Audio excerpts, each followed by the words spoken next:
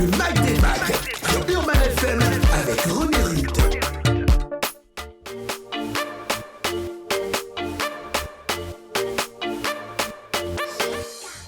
Vous êtes sur Urban FM 104.5, la station urbaine, dans votre émission des vacances, le Mag des Vagues. Avec René Rutte, nous recevons notre invité du jour, Monsieur Eyogo Edan Patrick, qui est promoteur de l'événement, sinon le Festival culturel de Bitam. Bonjour Monsieur Eyogo Edan Patrick. Bonjour René Rutte. Comment allez-vous? Rapprochez-vous du micro s'il vous plaît. Ça va très bien. Vous allez bien? Oui, très bien. Alors, vous venez nous parler du Festival culturel de Bitam. Oui, exact. Organisé par la fondation Zulu Eyogo Edan. J'espère que je prononce bien. La Zulu. fondation Zulu Eyogo Edan. C'est cela même. Voilà, la fondation existe depuis combien de temps? Elle a été créée il n'y a pas tellement longtemps, effectivement. C'est une fondation à but culturel. Et c'est un peu l'idée qui a mûri, c'était que chaque année, quand on part en vacances au village, c'est toujours les coupes de football. Et on a voulu un peu changer de paradigme et proposer quelque chose de beaucoup plus fédérateur que tout ça. D'accord. Et donc là, c'est le Festival culturel de Bitam. Exactement. Quel est l'objectif derrière ce festival?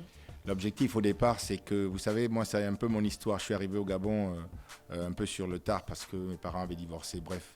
Et quand j'ai connu Bitam, en fait, je crois que c'était vers le 16 août. Il y avait beaucoup de danse, beaucoup de joie à fêter la fête de l'indépendance. Et tout ça, ça s'est perdu.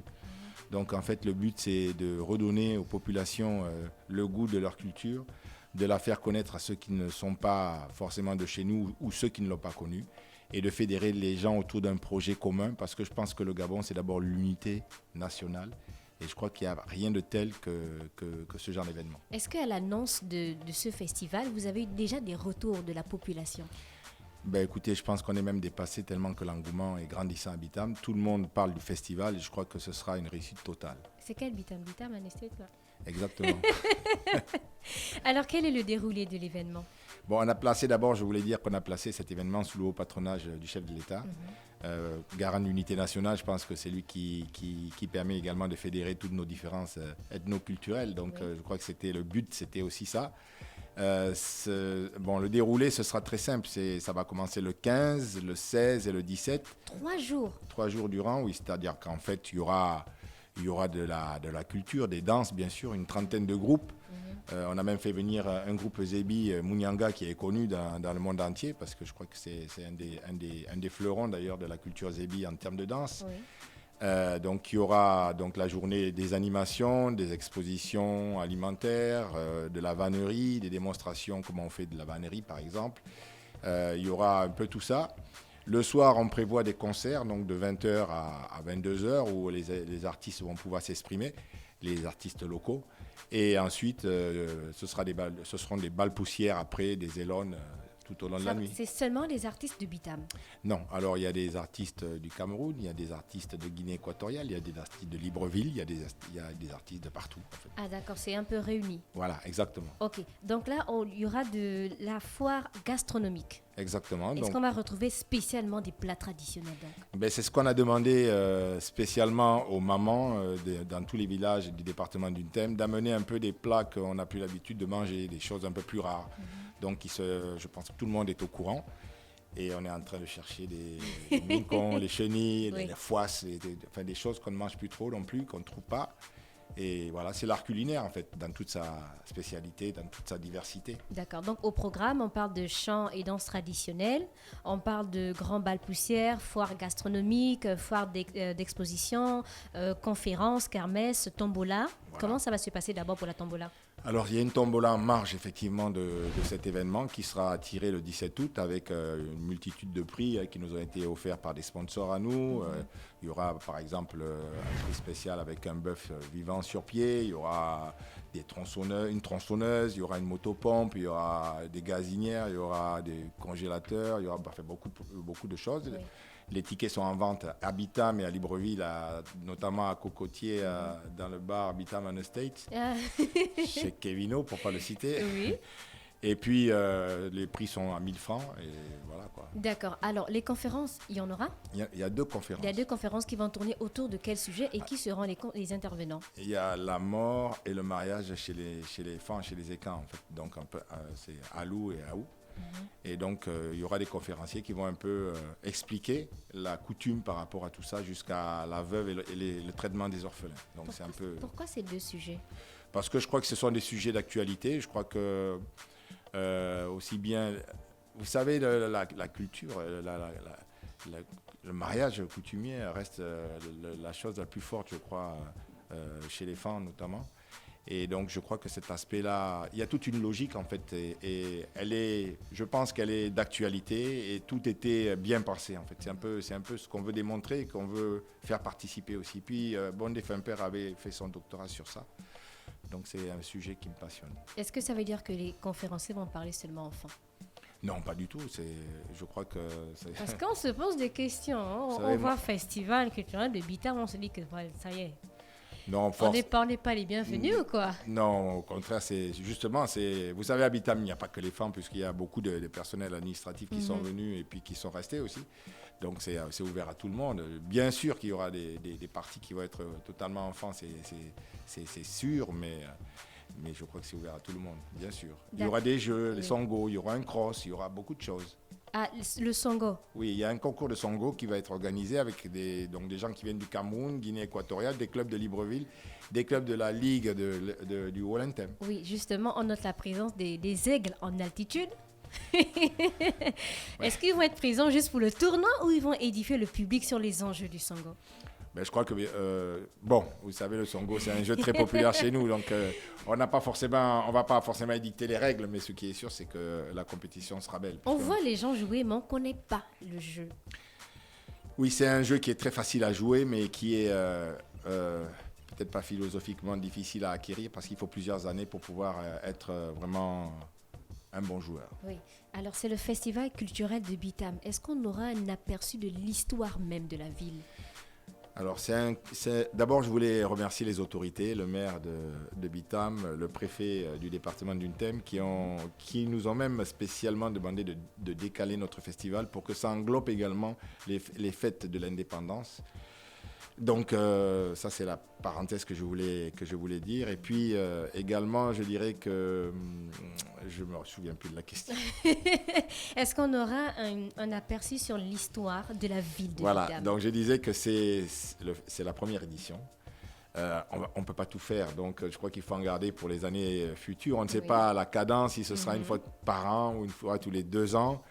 On va faire une exposition photo, par exemple. On a des bases de photos qu'on s'est procurées, donc on va faire une exposition photo. On a 400 ou 500 photos de tout Bitam, les premiers maires, etc., etc. On va les laver, on va les mettre sur bâche et on va en proposer quelques-unes. On va en garder pour les prochaines éditions. Donc je crois que c'est un peu, on veut s'inscrire dans la durée surtout. Parlez-nous un peu du côté Mvet. Oui. Mais il y aura également un compteur de Mvet. On a fait donc le village du festival est en train de se faire à la place d'Indépendance. Nous avons conçu des grands corps de garde traditionnels. Et il y aura donc un compteur de Mvet qui sera là, qui va édifier les gens, ce sera, disons, ludique, et il y en aura pour tout le monde tout au long de la journée. Le but, c'est que ce soit toujours en mouvement et qu'il y ait de la musique partout et qu'il y ait des danses partout et que les gens puissent se balader. Il y aura un concours de généalogie? C'était prévu, oui. C'est prévu. C'est prévu. N'importe qui, bien seulement pour les compteurs? Si vous êtes doué, vous pouvez venir, Ruth. Moi, ça sera avec plaisir. Moi, je m'arrête à la 4e génération. Je m'arrête à la 4e génération. Après, je connais... Non, 4 ou 5 quand même, je pense. Alors, il y aura aussi une exposition pour les œuvres d'art. Oui. Quelles sont les œuvres d'art qui seront exposées? Bon, pour l'instant, on a enregistré un engouement tellement important que les festivaliers, disons les exposants sont en train de s'inscrire. On ne sait pas exactement, on n'a pas fait l'inventaire encore des genres d'œuvres d'art. Mais ce qui est sûr, c'est qu'on aura par exemple une œuvre qu'on risque de laisser sur un mur, parce que la mairie nous a donné un mur, où une fresque sera peinte en début du festival et sera dévoilée à la fin du festival déjà.